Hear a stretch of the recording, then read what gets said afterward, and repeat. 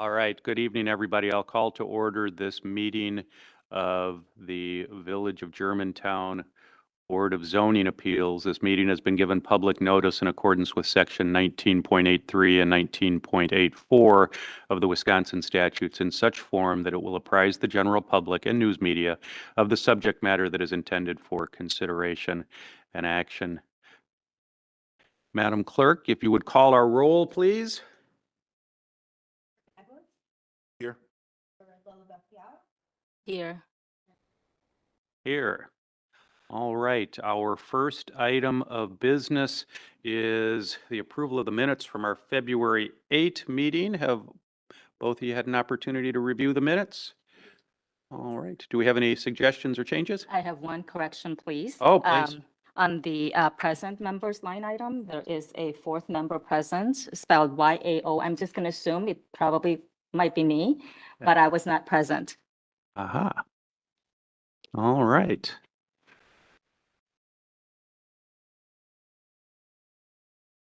Well, then you probably have no other changes. No. Did you see anything else that I did not. I didn't either. All right, well, then normally I would say I would entertain a motion, but I'll make the motion to approve the minutes. Second.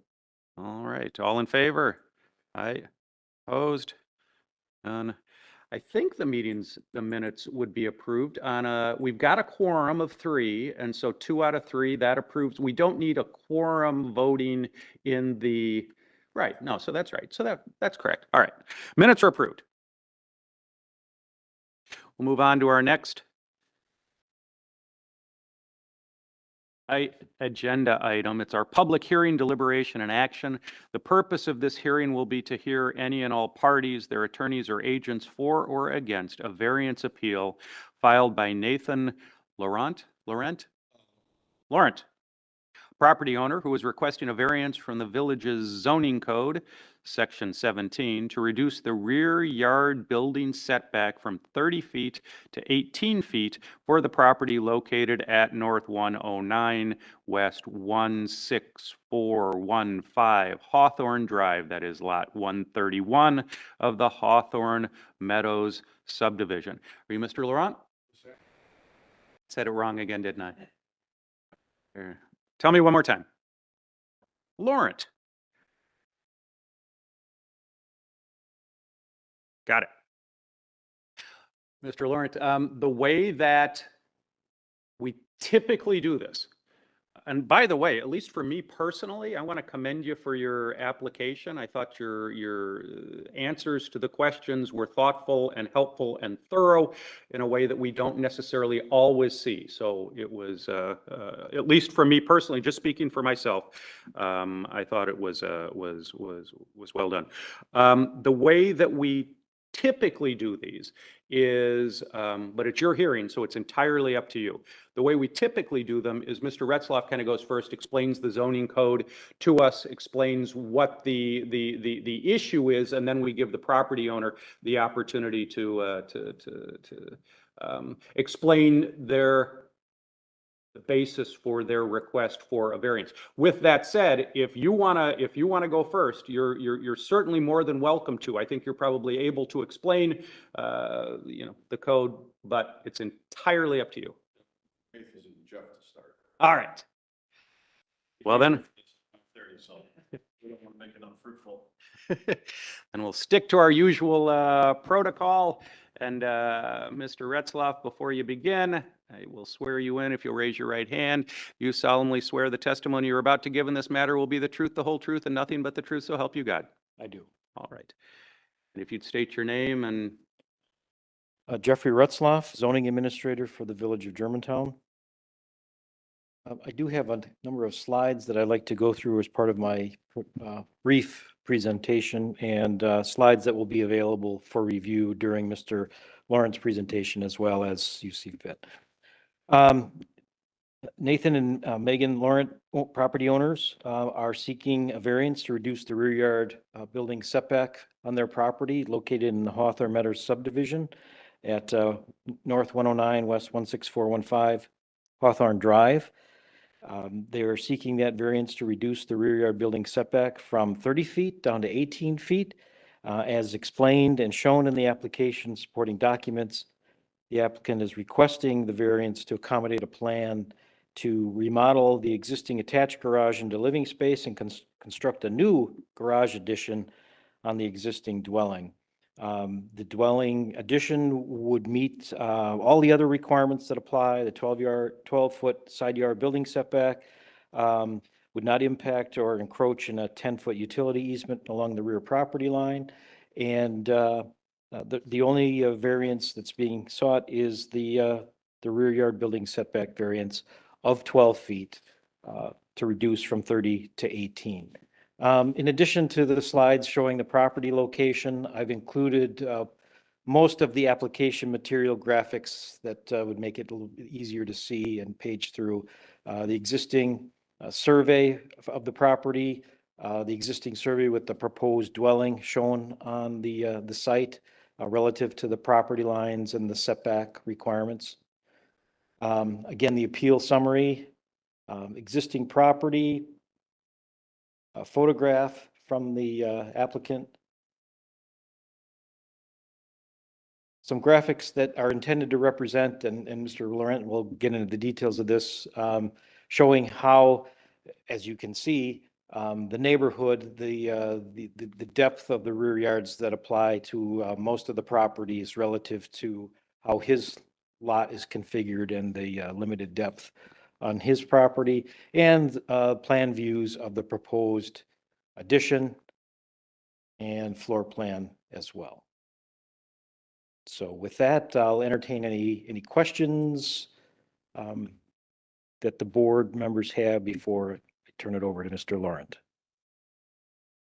Anyone have any questions for Mr. Retzloff right now? Go ahead, please. I have one. Have the village received any comments from any of the neighboring residents about this particular project? Not to my knowledge. Okay, thank you. No, according to Lori Johnson, we have not. I don't have any questions. Okay. All right. Well, Mr. Laurent, come on up. I've got to swear you in too. So if you'll raise your right hand, do you solemnly swear the testimony you're about to give in this matter will be the truth, the whole truth, and nothing but the truth, so help you God? Yes, sir.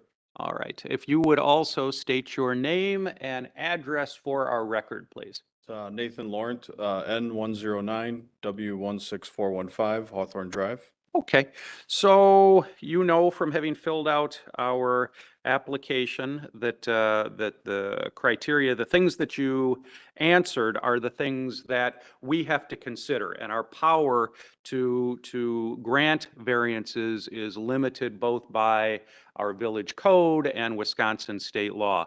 And so those are the things that we must find, and we must find all of them to be present in order for us to have the legal power to grant the variance. If it were up to me, I'd, you know, Understood. do a favor for everybody I could.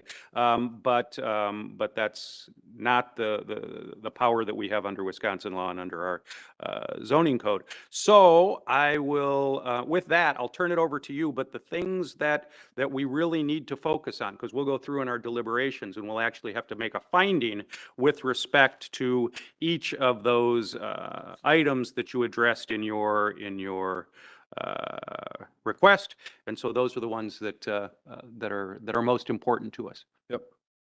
So you want me to go? Well, you can make whatever presentation Sure. you want, but those will be the ones that when we come back and ask questions about, those will be the ones that we're required to focus on and make specific findings about. So, but tell us about your project. I Sounds thought the good. drawings looked good. Facts. I guess we can start here. So the catalyst for this project was the downfall of the emerald ash borer, to be honest, is how this kind of all started. So there was a lot of robust landscaping, as I think you could see. It was existing in the home when we bought it 8 years ago from this picture. Since then, we lost 6 ash trees. A lot of buckthorn came up, and a lot of it was on our neighboring property and ours. So all of those trees subsequently disappeared, which provided quite a hardship for our neighbor to the south because my driveway faces directly into the back of their home. At which time also started to compile the fact that my vehicle never fit in my garage from the day I bought it, which was always a little tricky. Not that I have an overly large vehicle, but the garage was constructed with a barely 20-foot depth. It's like 19 feet, 10 inches. So from the inside of the garage door to the end of the garage. And been living with that ever since.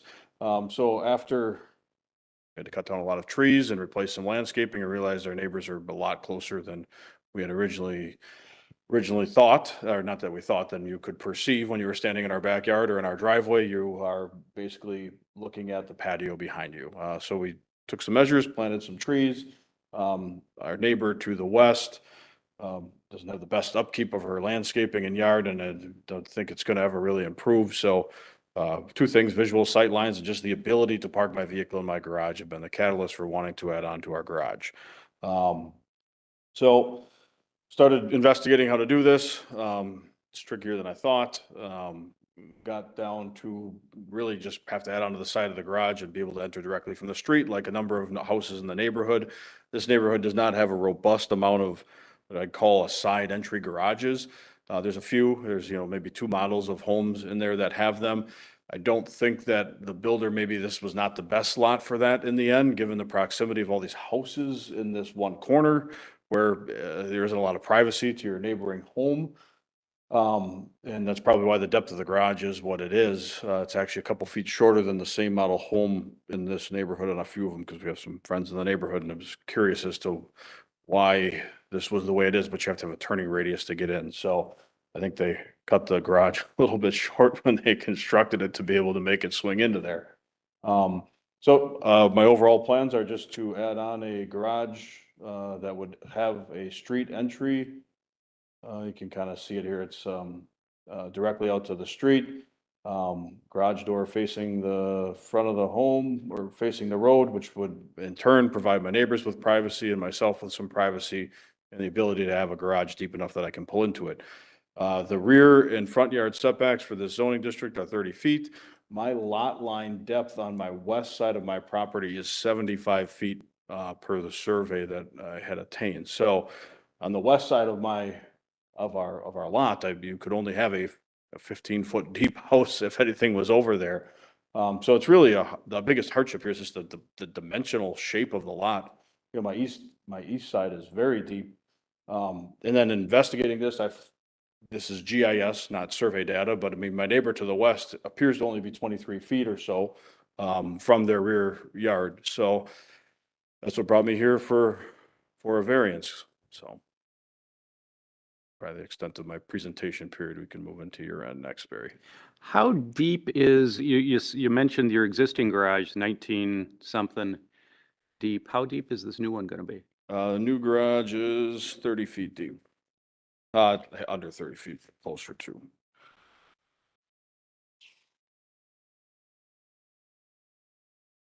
New garage would be 27 feet, 8 inches deep. Make sure that's right. One more. Outside dimension, well, inside dimension of, take out the walls, you'd be like 29'6", outside dimension of 30'4". Okay. And from the looks of this, the slide that we're on now, it looks like, because all the houses seem to be set back about as far, same distance from the road, that, do you know the front setback? And is there any possibility of scooting your garage a little bit forward? I realize it wouldn't Yeah. line up with the front of your house, but it would, I'm up against my front setback as well. okay, yeah, I kind of figured just based on Yeah, the how front everybody setback lines is right back, right up, 30 yeah. feet as well, so it's kind of hard to see on here, but the front setback is this line here. Okay, This whole arches around. yep, yep.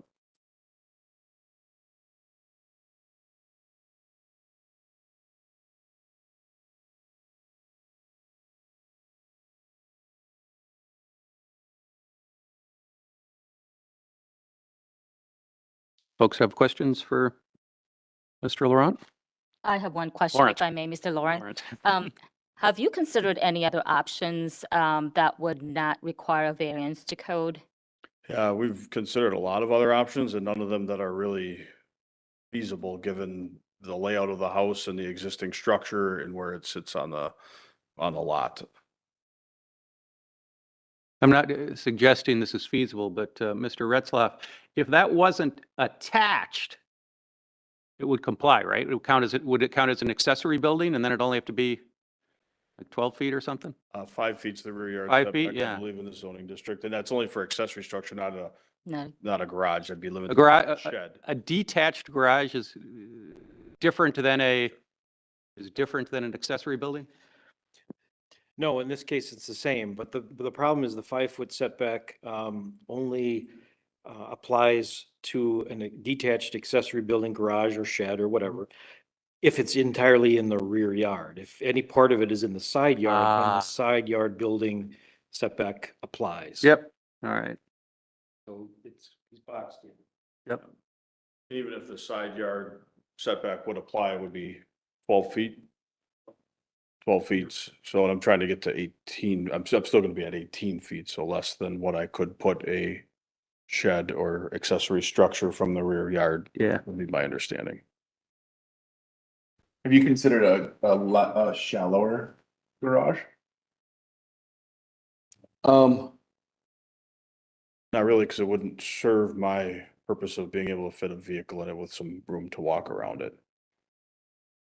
And no matter how shallow it is, to meet the setback, it would be less than the about 12-foot deep garage to actually meet the setback, just because that way it comes in at the angle, it could never be short enough to meet.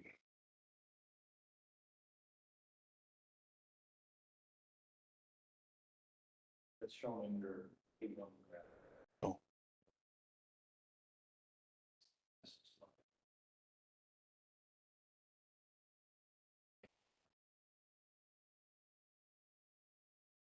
Yes.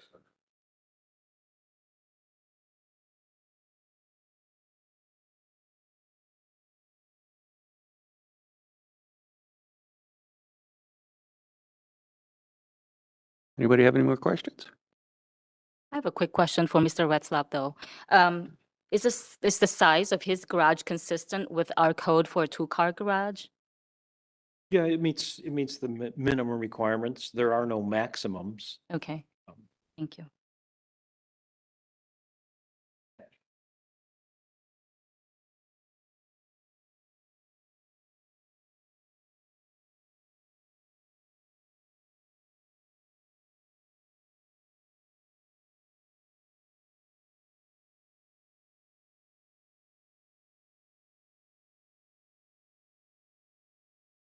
Are there any plans to, just kind of my own curiosity, are there any plans to replace any, like shrubbery between the 2 yards? You mentioned you had all those trees. Yeah. My yard went through a similar situation. Just curious if you plan on kind of rebuilding that natural barrier. Yeah, so we did already plant, we planted 12 arborvitae on the north side. The south side of my yard.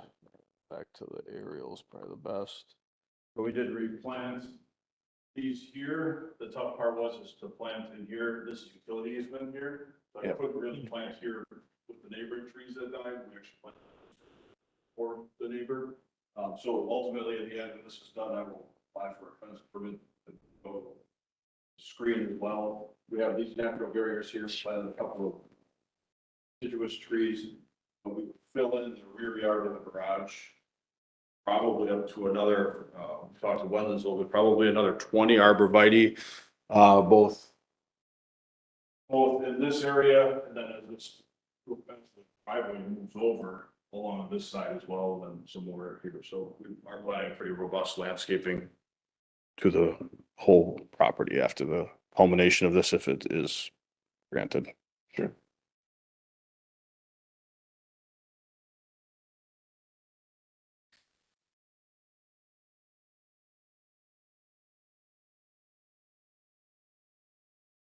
Anything else? You think are we ready to close the hearing and begin deliberations? We never go this quick. I don't know. I feel like I need to ask some questions. I 'cause we're going know. Too fast. I know. Um, well, Mr. Laurent, I think that we are at the point where I'm going to close the testimony unless there's anything else that you want to tell us. Don't have anything else? Assume we don't have it online. Well, haven't got to, oh, yeah, that's a good point. Anyone watching though? I guess I should at least say that. Thank you for reminding me. All right, well, thanks, Mr. Laurent. I don't think we're going to have anything else, but this would be the opportunity for anybody who wants to speak in favor of the requested variance to do so. There's nobody present, unless we hear somebody online that wants to speak in favor. All right. There is anybody online who wants to speak in opposition to the requested variance, now would be the time. If there's anyone who wants to be heard,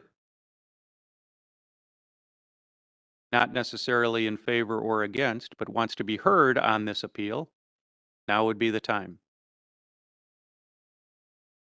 Takers, huh?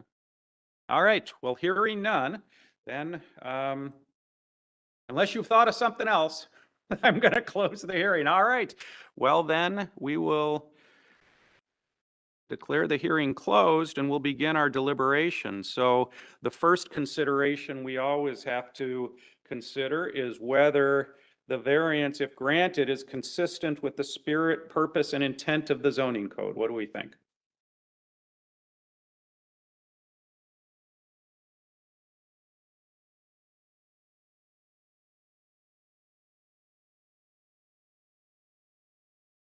Yeah, go ahead. I think it will not, because seeking a 12-foot variance, which is 40%, is, in my opinion, a material variance. Area variances are meant to provide an increment of relief, normally small, from the physical dimensional restrictions, such as the setback. As such, granting the variance, in my opinion, will not be in accord with the spirit of the code and keep some consistency among the homes in the neighborhood.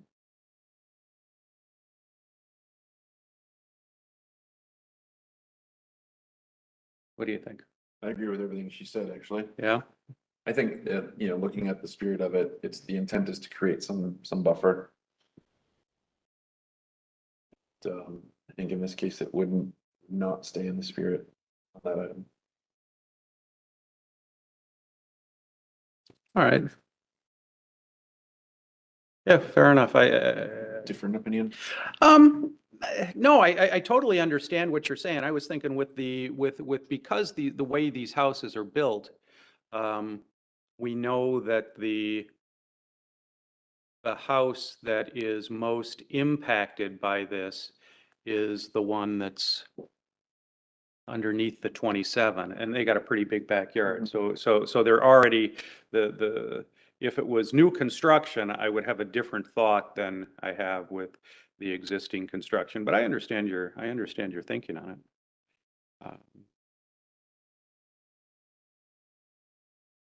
Let's see if that's going to be go to the next one. Whether or not we think there are exceptional, extraordinary, or unusual conditions or circumstances that apply specifically to this lot or parcel that do not apply generally to other properties or uses in the same district. I think the shape of this lot is, especially if we look more locally there, to that section of homes, it does seem to have a unique characteristic of its backyard, and that. Yeah, if the house was a mirror image of itself, if it had been built the other way, you wouldn't have this problem at all. Yep. No? What do you think? I think while the shape or the pie shape of the lot is different than the others in the more rectangular lots in the neighborhood, the shape in itself, I don't believe, prevents the homeowner from having a covered parking structure, which this property has for the purpose of parking vehicles.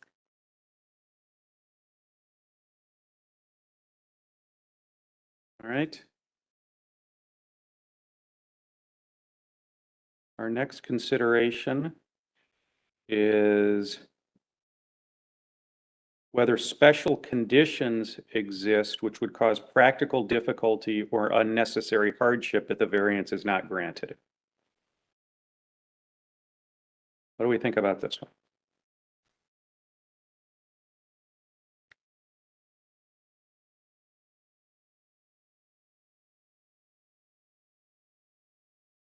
The two arguments I think that we heard, at least from what I recall, were the inconvenience to the neighbors.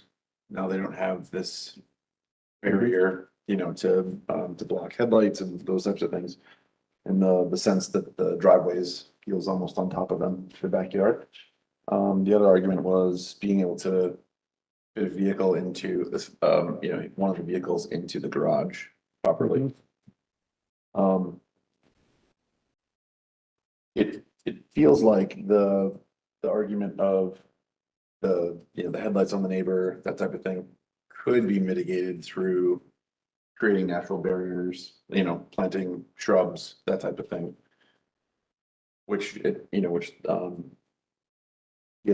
expressed that they had done, are doing, that type of thing.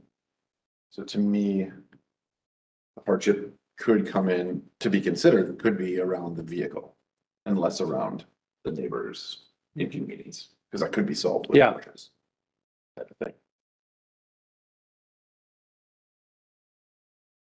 Any thoughts on this one? I think while parking his truck outside poses an inconvenience, I don't believe that it rises to the level of unnecessary hardship. I think that if a appellant is intent on parking a structure in a secure garage, I think there are other options that perhaps could be explored that do not need an area variance to the existing code. When I looked at our handbook, it specifically states in there that the circumstances of an applicant in this particular case, the desire for a larger garage, is not a factor in deciding variance. And so that's why I have to say that it would not be. I think that's my toughest one,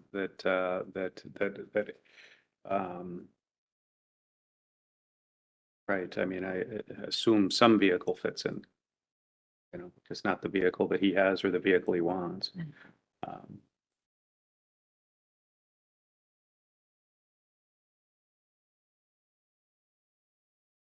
Our next consideration is whether the variance is necessary for the preservation and enjoyment of substantial property rights possessed by other properties in the same district. So it seems to me whether or not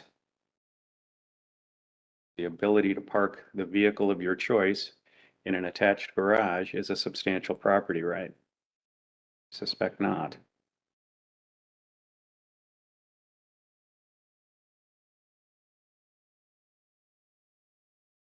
Yeah, I mean, I think there's a right to have a garage where you can park Yep. vehicles. That feels like a substantial property right that everyone has.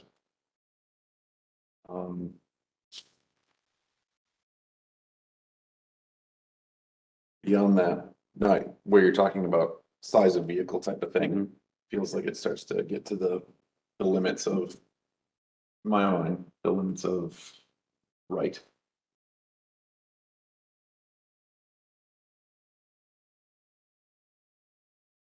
What do you think? I think, are we talking about property rights of others in the same district?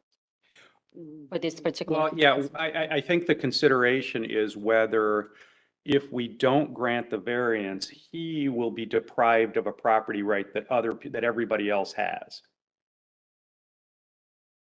I would submit that he has the right to park a vehicle in the existing structure, just not the specific vehicle that he would like in that particular. Similar to what I was saying, right? Yeah, exactly. Yeah. Right. Next consideration is if the variance, whether or not the variance will create a substantial detriment to adjacent property or be contrary to the public interest or endanger public safety. I don't see an endangerment to safety. Nope.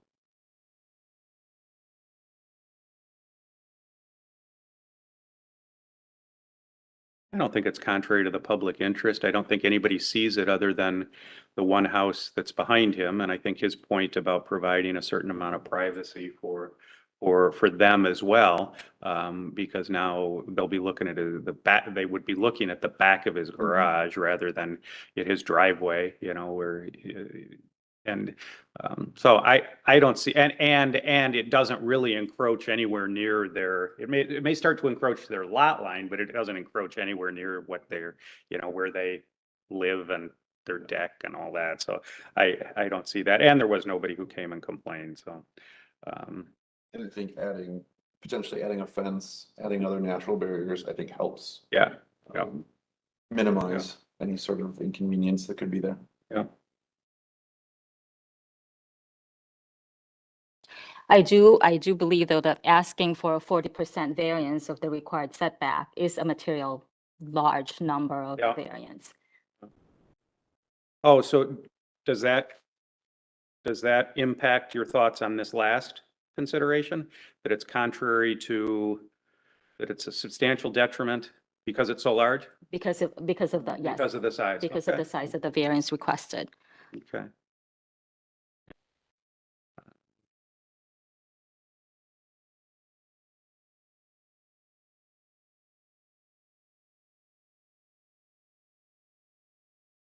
Well, we're always supposed to praise these in terms of the positive. And so, I mean, he's got to meet all of the criteria, right? And so that's what we know. But we've got to phrase these in the form of the positive rather than a negative. And so, I will make the motion that we grant the variance, and if there's no second, then the request is denied. So I will move that we grant the variance as requested. Is there a second?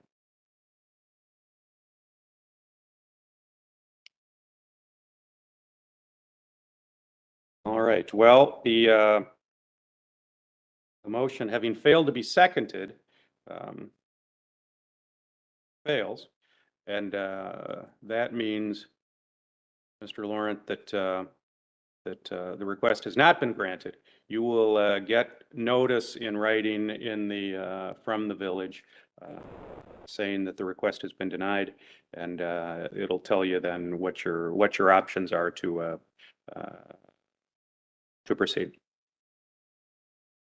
All right, we don't take any pleasure in any of this. At least I don't. All right. That was our only hearing for the evening. Our last item is, do we have another hearing scheduled? Not presently? All right. Well, those are all the things that we had noticed for our meeting, so I'll entertain a motion to adjourn. Oh, wait, Chairman? but back, Mr. Retzloff. I'd like to point out that we received an application for variance in the last couple of days. Okay, So the clerk's office will be trying to schedule a meeting for sometime in early August. okay. Oh, early August, early August. Well, ordinarily, the board was meeting this first or second Wednesday of Would usually the do month. Wednesday, yeah. The Wednesday would be August 9th. So I don't know that that's going to be the definitive date, Okay. but I'm just letting you know that they're going to be scheduling a meeting, so you might want to keep that in mind, and we'll make sure that the clerk lets everybody know or asks availability, because we need a full group more regularly. Right. Well, thank you. With that said, is there a motion to adjourn? I'll make a motion to adjourn, Chairman White. Oh, Second. All in favor? Aye. aye. We are adjourned.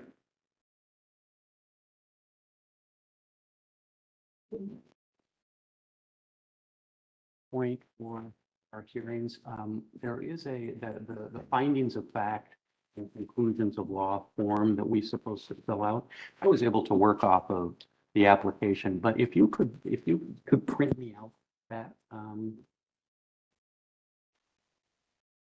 You usually get that. Yeah. Sorry. Oh, it's We okay. were trying to piece together what. What the, would you give me? She would usually give me the agenda and then that blank form that is the finding of fact. That's really all. That's really. And I print, no, don't worry about it. And I printed out my own stuff, so I was okay. But that does help me because the brain doesn't work very well or very fast, and the application is worded slightly differently than the findings of fact, so. You worked in August, it kind of messed me up. Yeah, well, because I didn't have the form. We're working on a second. I know, that's right, yeah. I'll make sure though that you have it.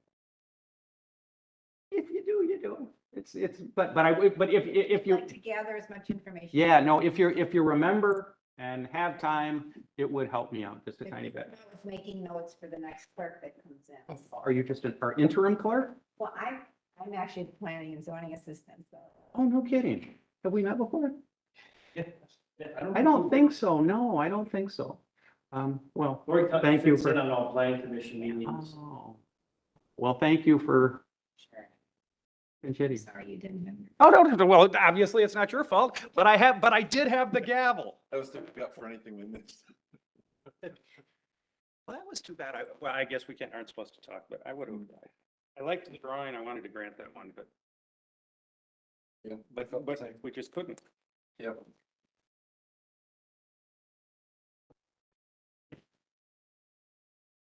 Well, have a good night, everyone. Thank you. See you guys.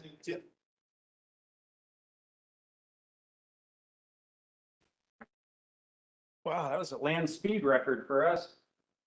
Was. Yeah, how about that? Take care, you too. Thanks.